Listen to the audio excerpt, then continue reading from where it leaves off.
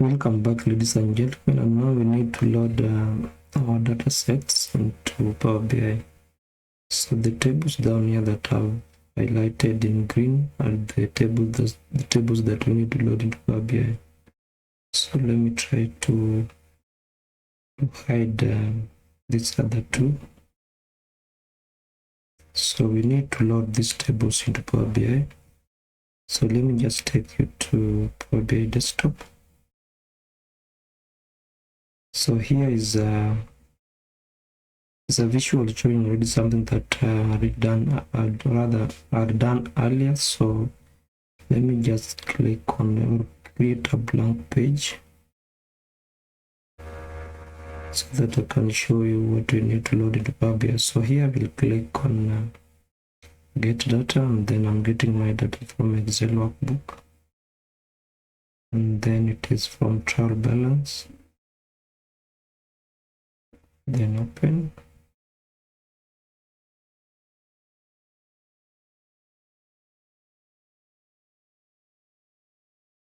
Then from here we need the date table, we need the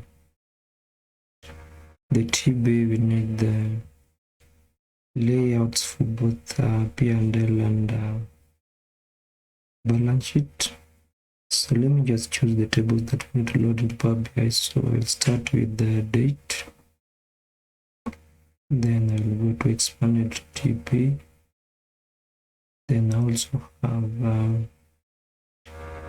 period months. Let me pick the month index. Okay. Then we have layout, and this one is for balance sheet, and then we have PP purchase, we have PP sale, and then what else do we have?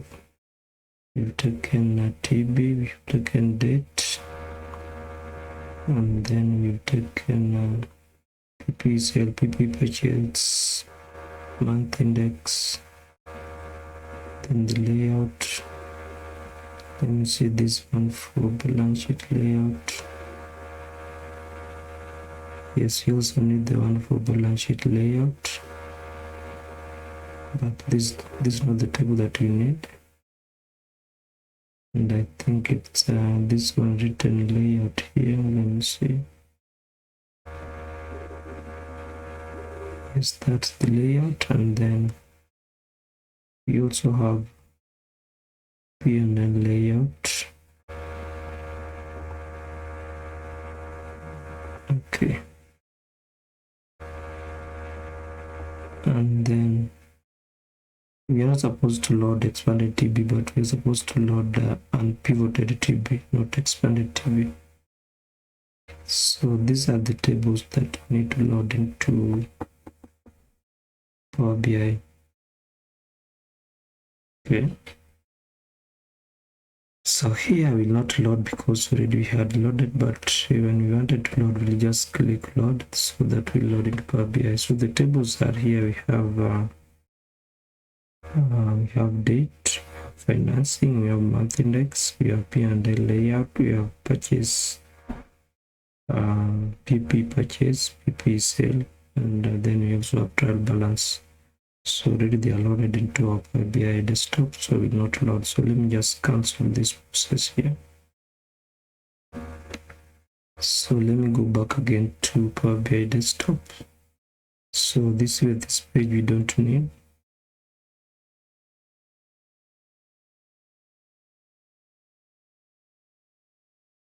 So after loading our data sets into Power BI, we need to do the data modeling. So I'll click on this modeling view or model view. Then here now we need to create the relationship between our fact tables and data dimension tables. So our main fact table here is the trial balance and the unpivoted TB that we had seen earlier. So I need to create a relationship between the trial balance and the the data dimension tables. And the data dimension tables here, we have date, we have P&L layout, we have balance sheet layout, and we also have month index. The month index will not be connected with the TB. This was just meant as a quick fix for P&L items and balance sheet items. So we have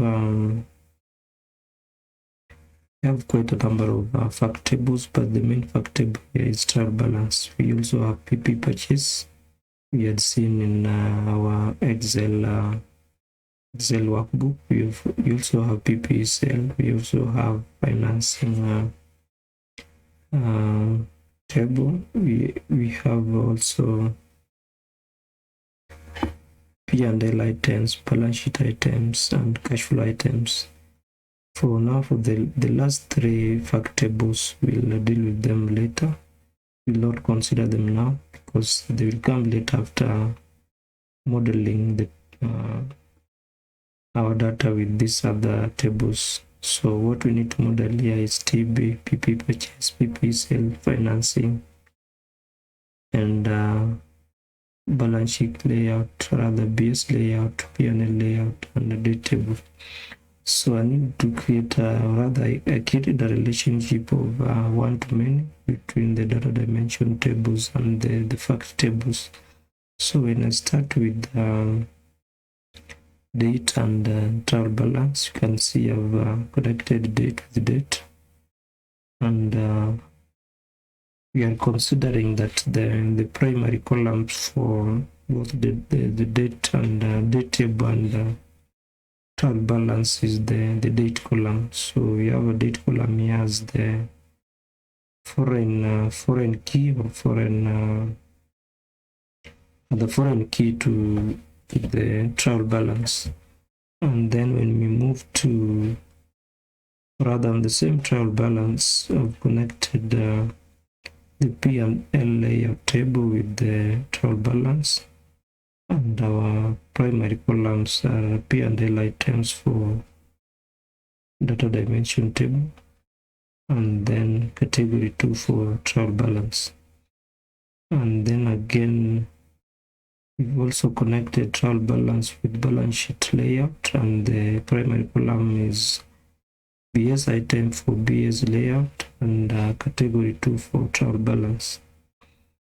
And then you can see the connections are rather the cardinalities are one-to-many from data dimension tables to our main fact table, the trial balance.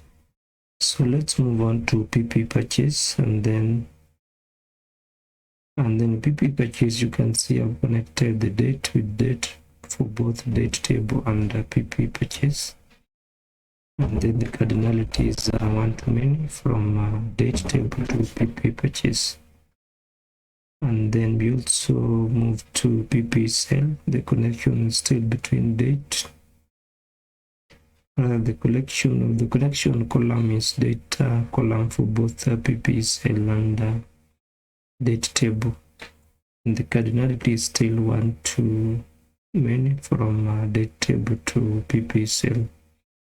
And then when I move to financing, the same principle has been applied. The connection is for the date columns for both date table and financing table. And then the P&L, balance sheet, and cash flow items will come back to them later, because apparently we are assuming that they are not existing, they have not been modeled. So we are just modeling the existing financing, or rather whatever we loaded into Power BI as fact tables and data dimension tables. So our connection is for this these tables: date table, P&L table, balance sheet table, TB table, PP purchase, PP sale, financing table. The financing table is the last table. So these other tables we'll come to them later when we've done the modeling of the P&L, balance sheet, and cash flow. tables. So after modeling our tables, now we need to now to go to our report view, and within the report view now we'll move to our fields. So within the fields we have these loaded tables, but now we need to come up with an income statement, balance sheet, and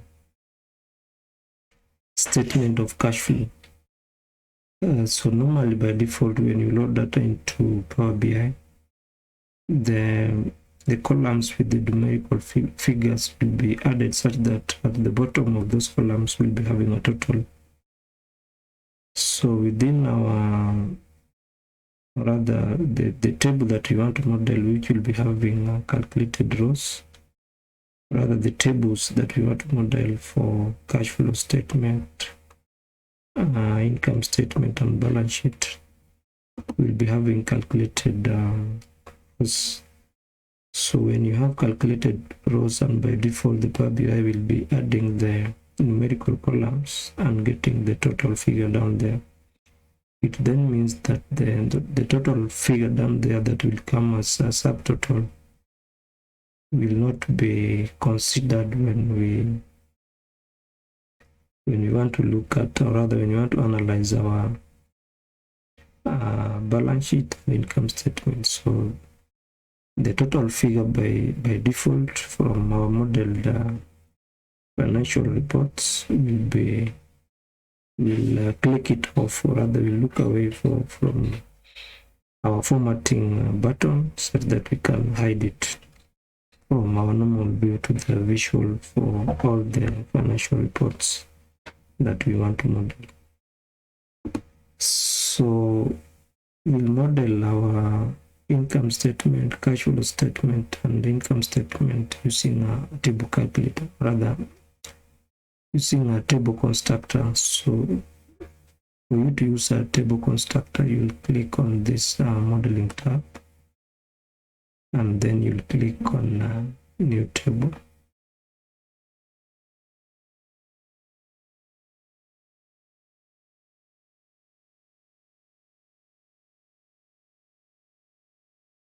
And then from new table here, now you can start modeling your table. So we have three tables here to model: cash flow statement, balance sheet, and income statement. But before you come up with the balance sheet or cash flow statement, you must have done your income statement. So we'll start modeling our cash flow statement, or rather income statement.